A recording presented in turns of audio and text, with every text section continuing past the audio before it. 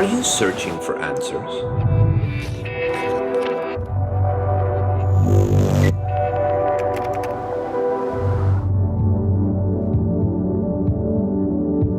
Discover your true identity. Stay tuned to Shalom World.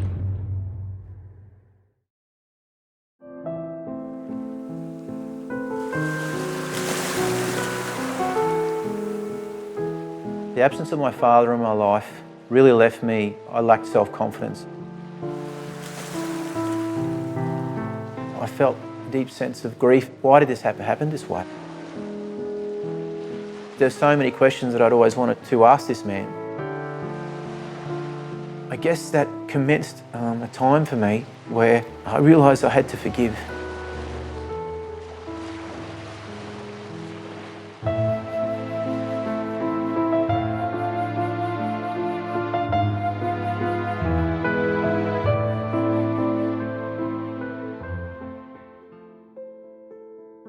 When I was 3 years old, my father left the family home.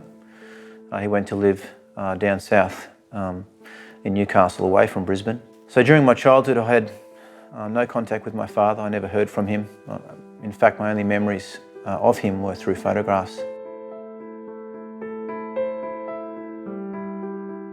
When I was 8 years old, a stranger visited our house at Sunnybank, and he bought me, for my birthday, a red car. Damian was playing in the lounge and he gave him this red car, and they were sitting down on the floor, and I was quite stunned because I had no idea he was coming and I didn't know the door was unlocked. At that time I had no idea who that man was. Later on my mother told me that that was my father.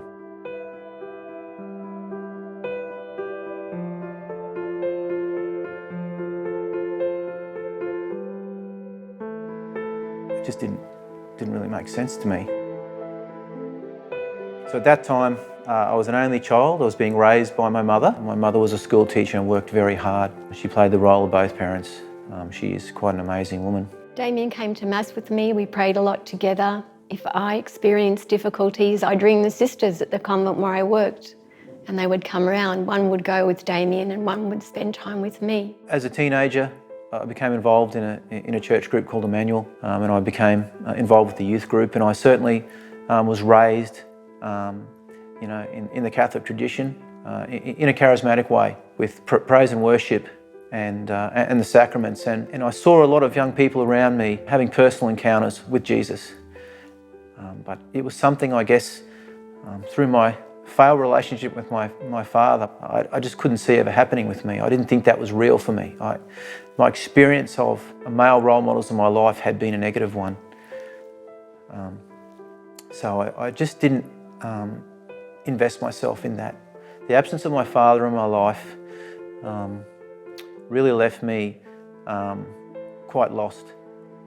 I think I lacked self-confidence. I was extremely sad and experienced a level of grief about why that had happened. And I definitely had questions in my life as to what had led my father to leave his son and his wife and not have anything to do with them again. He'd always wanted to be a policeman, but he went to Teachers College for a while, but that didn't work, and he moved on to the police academy. I found it was a different world being a police officer, and I guess I've established a bit of an identity in that. I was a young man. I think I was still a boy in so many ways. With the policing culture, the way you deal with stress is you go for a drink, and I certainly slipped into that lifestyle. I was looking for things in life to feel something, to make me feel happy. So I found going out and socialising, I would go out, I would drink a lot, and I'd try and hook up with women. And I was involved in relationships that I never should have been involved in. I think I was quite insecure. I was looking for someone to take an interest in me.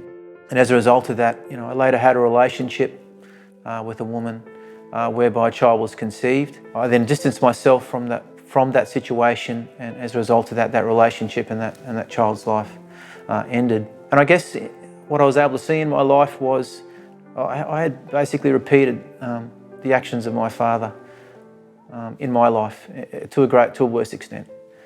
So without even knowing him, I had replicated to a certain extent his abandonment of his child in his life. Through a period of time, I knew that I had to change in life.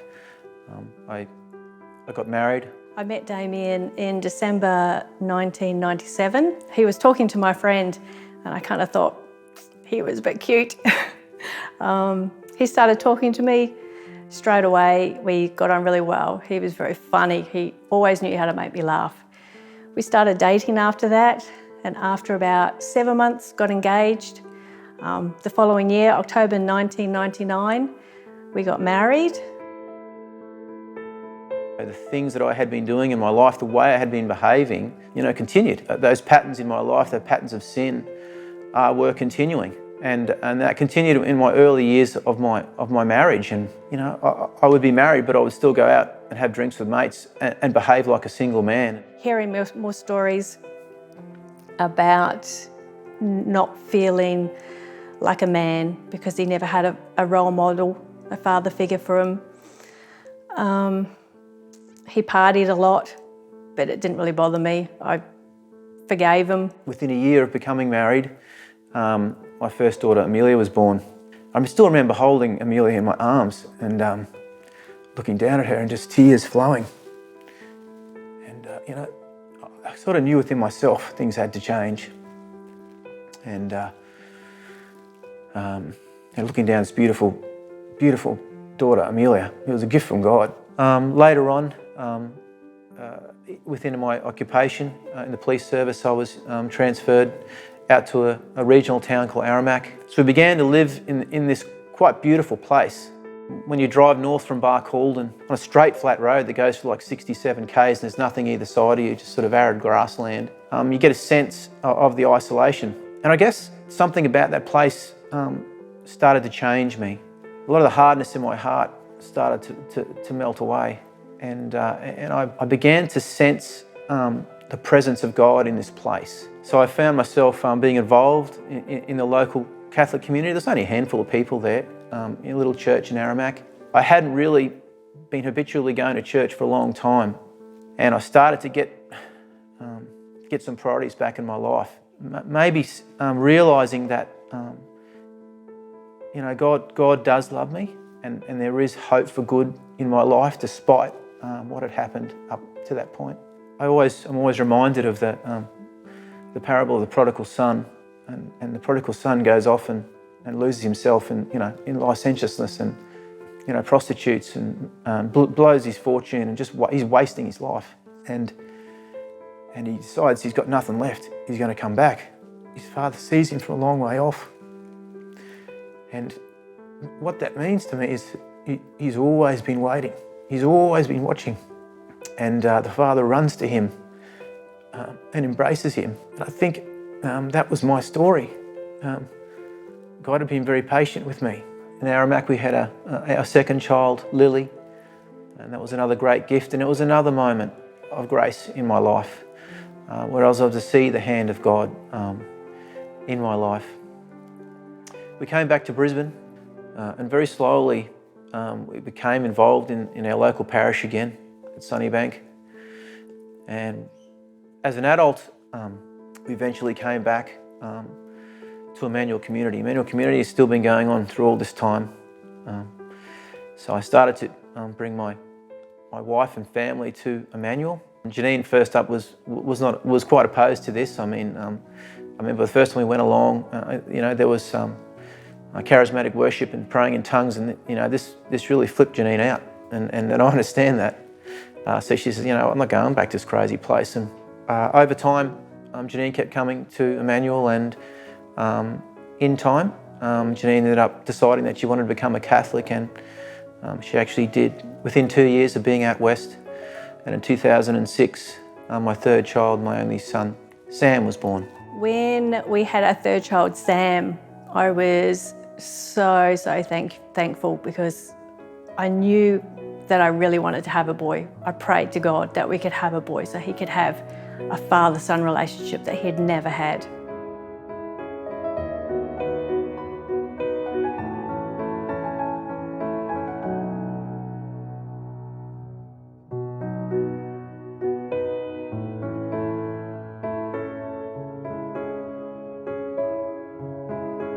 Having Sam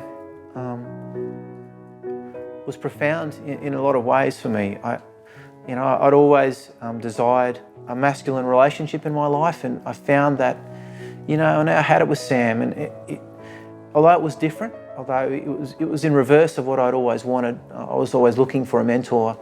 I found that with Sam's birth, I had an opportunity now to be a leader, mentor myself. So once we had Sam, I was able to see him interact with Sam.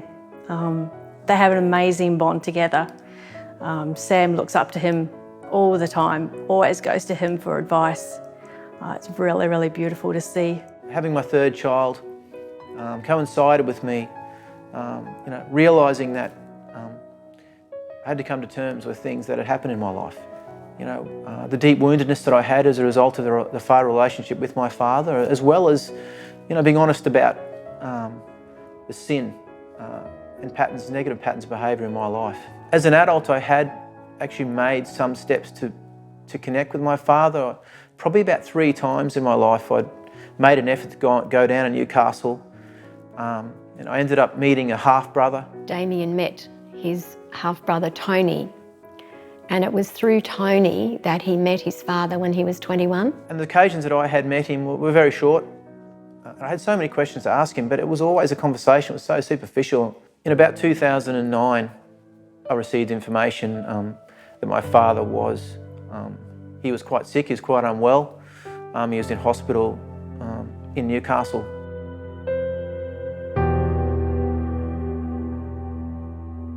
After we had all 3 of our kids, none of us had met Damian's father, and we got word that he was sick with brain cancer. So we decided to make the trip down to see him. I thought it was really important for Damian to spend this time with his dad, because he would have had so many questions. Why would you leave us? What was wrong with me that you couldn't love me as a son? Unfortunately, by the time we got down there, he wasn't able to speak. He was pretty much bedridden, couldn't talk, couldn't eat. In that moment, I think a lot of things caught up with me, and it was overwhelmingly sad. I wanted to ask him so much stuff. There was so much stuff I wanted to ask him, and I knew then it would never happen. We did leave Damian with him for a while to speak to him.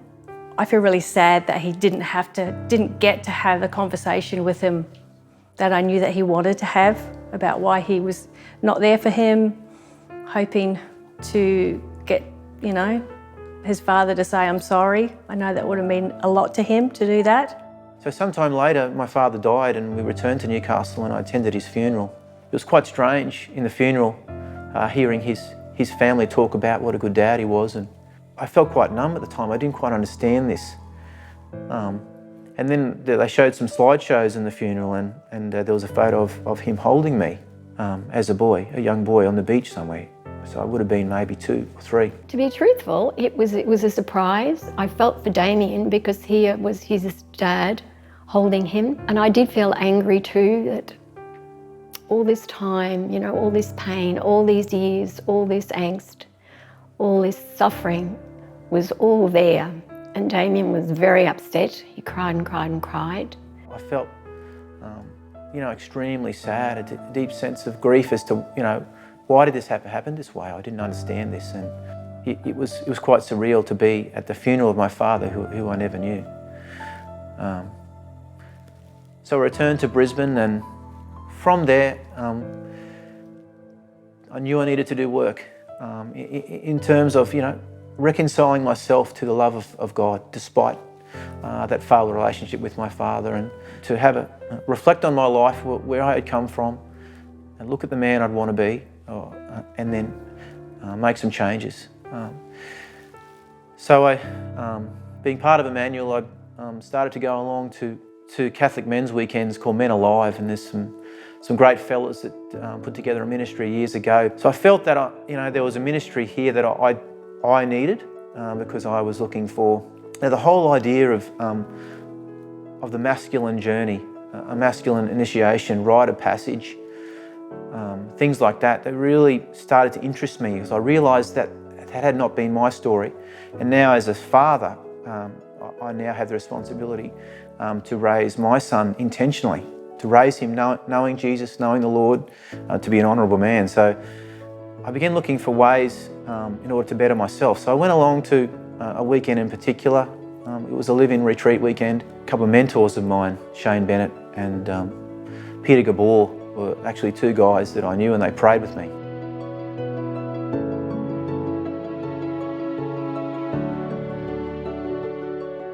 One of the things that struck me about this young man, who was clearly a strong character and a good leader, was his own lack of self-confidence and belief in himself. And as we shared a little bit more deeply, it was obvious that one of the wounds in his life was his relationship, or the absence of his relationship with his dad. And it was one of those things that came out gradually. It wasn't as if it was something that was dealt with in very quickly, because there were a lot of issues there that it took Damian time to actually understand himself. And I guess for me, one of the things was just to be there for him as a sounding board as he worked through some of the issues in his life over a number of years. In some ways, he was stuck. And he was stuck in this place of unforgiveness and the shame of that, and the difficulty of not being able to move forward, not being able to give himself in the way that he wanted to. And so as we prayed together, there was a great release, and I think Damian experienced a real breakthrough. And that was a watershed moment for me in my life, because the way Shane prayed with me that night, it was as if God was talking to me, and he took it way back to the very beginning, and he spoke about those that sort of lonely time as a boy, and that desire, to wanting to know your Father, and the questions you had about, what did you leave me? What is it about me that's not likable? And through that prayer, it was a profound experience, and I kind of felt a sense that the weight was lifted from me. So I guess that commenced a time for me, a moment for me where I realised I had to forgive. And that was the moment. Like I left that weekend, and I reckon I cried off and on for 3 days. Just let the healing come. And lifelong period of grief just sort of flowed out.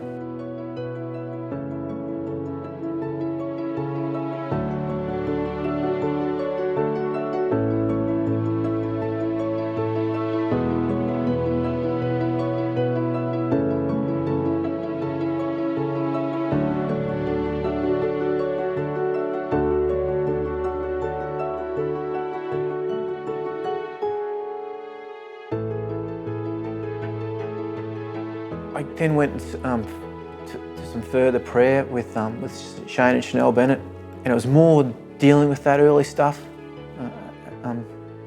again. And the word came through that the failings of your father are not your own. And so I was able to forgive my father.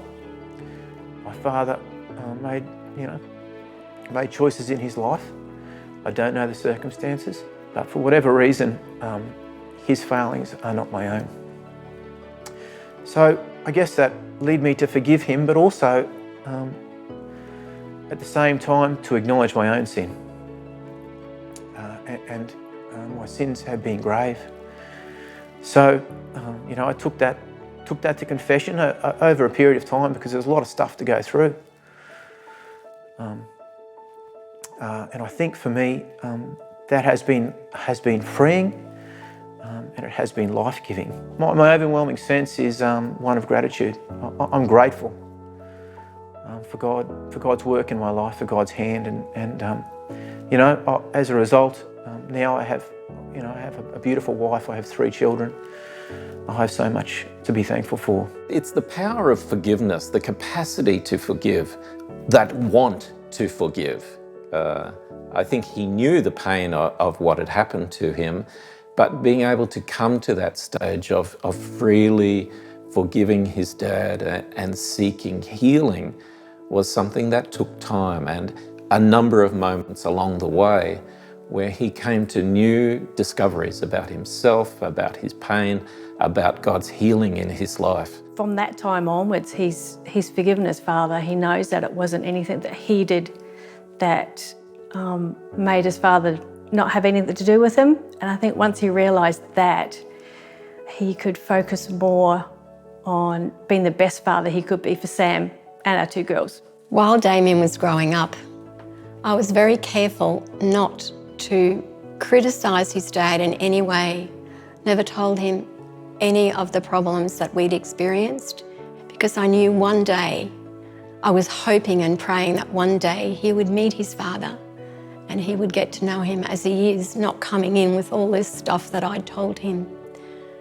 For me, I thought that was very important, and so I did that. And I know in all my son's painful journey, and what he's experiencing now is making him free and setting him free. And I know that he would have forgiven his dad too. A couple of years ago, I went on a weekend camp with some fathers, and we'd spoken about the importance of affirmation of our children, and that was something that I'd missed in my life and I really yearned for. So we conducted a ritual where we publicly, in a community of men, affirmed our boys. During that night, all the fathers got up and started talking about their sons, their accomplishments and achievements. What my dad said about me was that he was proud of me for always trying in my sports, and that I was doing well in my academics, and that he wanted me to be better than him and try to be a better person than him. One of the fathers bought a sword, and that whole idea of a heavy sword sort of symbolises that, what masculinity is. It's heavy, it comes with great responsibility. So we sort of got up and we spoke about our sons, and our boys each took their turn able to hold that sword. My dad told me that the sword was about masculinity and how much weight it is to be a man, and what really have to do to become a man, and how much you have to try to become a better person. I see the impact he's made on others and their lives, and sometimes it takes me out of that little shell of my own life, my own relationship with him, and to see the impact he's had on others and his passion he has for helping others and for building up particularly young boys, especially in families, perhaps those going through hardships, to see the way that my own friends look up to him, to see the way they'll see him as this incredible role model. It opens up a whole new perspective to me that my dad isn't just the policeman or the strict dad or someone who I'm meant to have the best relationship with, but he's actually a powerful man with so much more to give. He's always there supporting me, especially when I need it the most. I think it's really good that he takes his time to come out and support me in that. Well, I guess being able to forgive my father and being able to let that part of my story go has given me a renewed hope and a desire to do better for my family, to be a better father.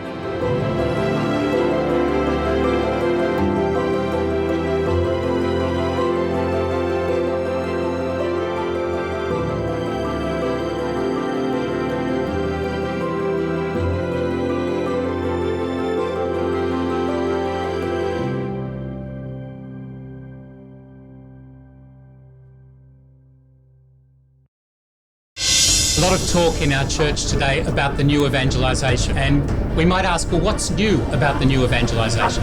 One thing that's new is that we're trying to renew the faith in people who should already be Catholic, should already be Christian. Individuals, families, communities, whole cultures that need to rediscover the gospel. And so what's new is that they're getting a new shot in the arm of faith, of evangelisation. Another thing that's new about it is the way that we do that, and the new media and groups like Shalom World TV are very important for bringing the gospel anew to our cultures, to our families, to each of us individually. And so I encourage all the viewers of Shalom World TV, and I encourage Shalom World TV themselves to keep up the good work, to keep watching this channel and to keep up the good work of presenting the Catholic faith to our world today.